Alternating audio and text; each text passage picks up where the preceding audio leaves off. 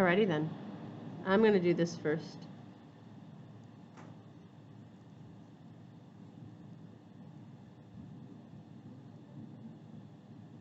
And I might even write. Okay, tell the marker what I'm doing. Finding some turning points. Yeah?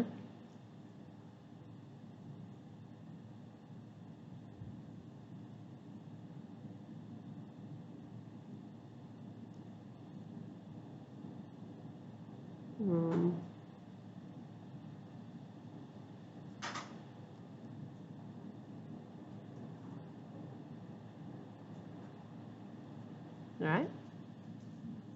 Am I wrong or am I right? Okay.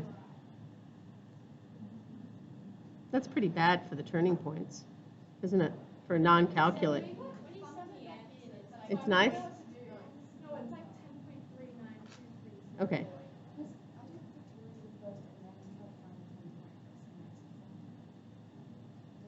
Same thing, isn't it? Yeah, same. Okay. So that's really rude, but the turning points are root 3, comma, bracket, negative root 3, comma, bracket.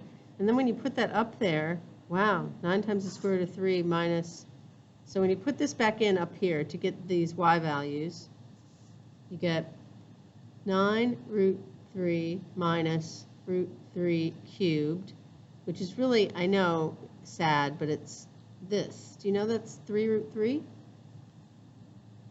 Root 3 cubed? So it's 6 root 3. And my guess is, if I put the negative in, it's going to be like 12 root 3? 9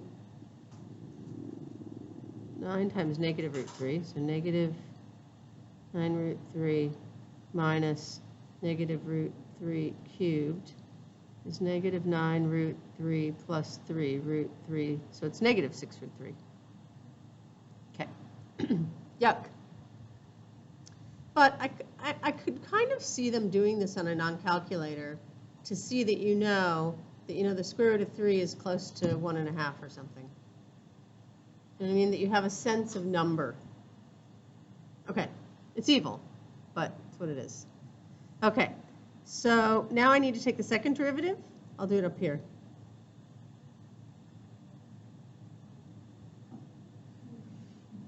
Right? And possible point of inflection at x equals 0. Okay, when that equals 0, x equals 0. So there's a possible there. But I need to test on either side of 0. So I'm going to test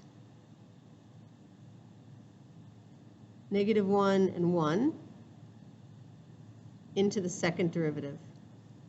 When I put in negative 1, I get 6. When I put in positive 1, I get negative 6. So it does change sign. Therefore, horizontal point of inflection at, oh, no, not horizontal. Point of inflection at x equals 0. Why did I change my mind and not say horizontal? You know the difference? This one is a horizontal point of inflection. Both derivatives are equal to 0 at a certain number, right? So when I got that this was at x equals 0, I didn't have a turning point there. Right? The first derivative was not, one of the answers was not 0. So the first derivative is not 0 at 0. Only the second derivative is 0 at 0. So this has to be just a regular old, one of these kinds of points of inflection. So it's concave up, concave down. Something like this. Okay? All right. So let's start graphing. When you set this equal just to 0, like to find the y-intercept,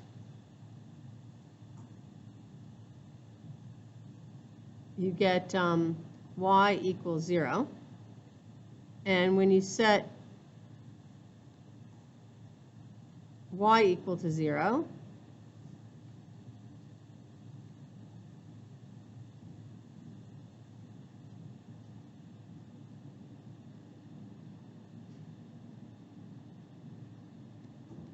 Difference of two perfect squares. Factorizing. So there's 3 x-intercepts. All right.